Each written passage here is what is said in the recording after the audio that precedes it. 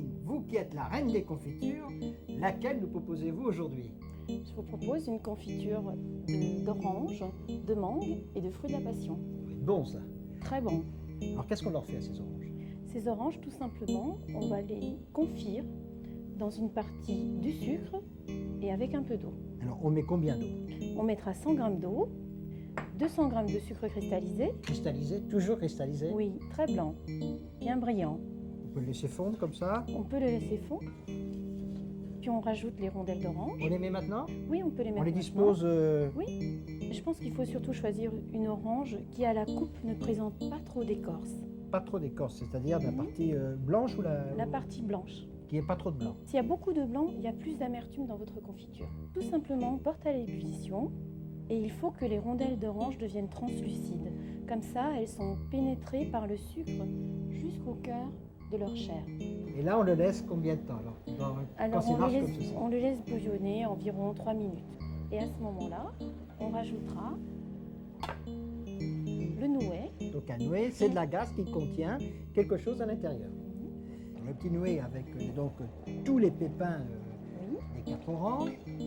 Alors la même quantité de mangue, 375 grammes. Il faut être précis.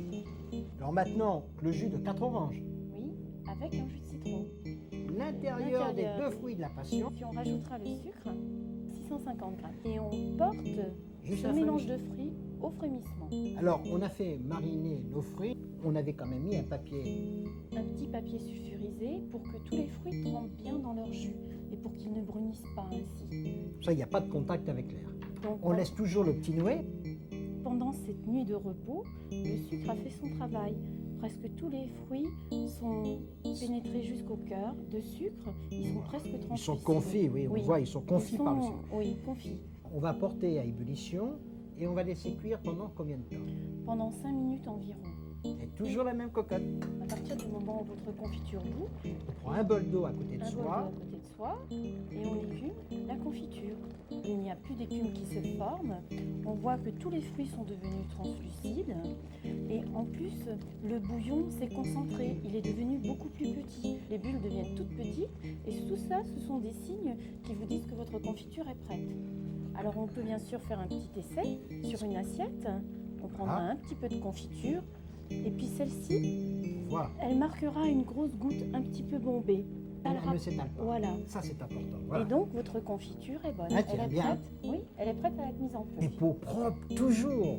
Propre, des pots qu'on aura passés dans le four à 110 degrés pendant 3 minutes environ, ou alors qu'on aura stérilisé dans de l'eau très très chaude. C'est important. Voilà, on Voilà, vérifie, bien plat. il n'y a pas de goutte sur le côté. Les pots sont remplis jusqu'à ras-bord. On pose le couvercle à vis. Et là, c'est important. Et on retourne le pot jusqu'au lendemain matin, jusqu'à ce que la confiture soit bien froide. Le couvercle est un peu tiré vers l'intérieur et provoque ainsi le vide d'air. C'est donc une autopasteurisation qui se produit là et ceci permet à votre confiture de se garder très très longtemps. Christine, avec cette confiture, c'est le soleil tous les jours. Et la passion au quotidien.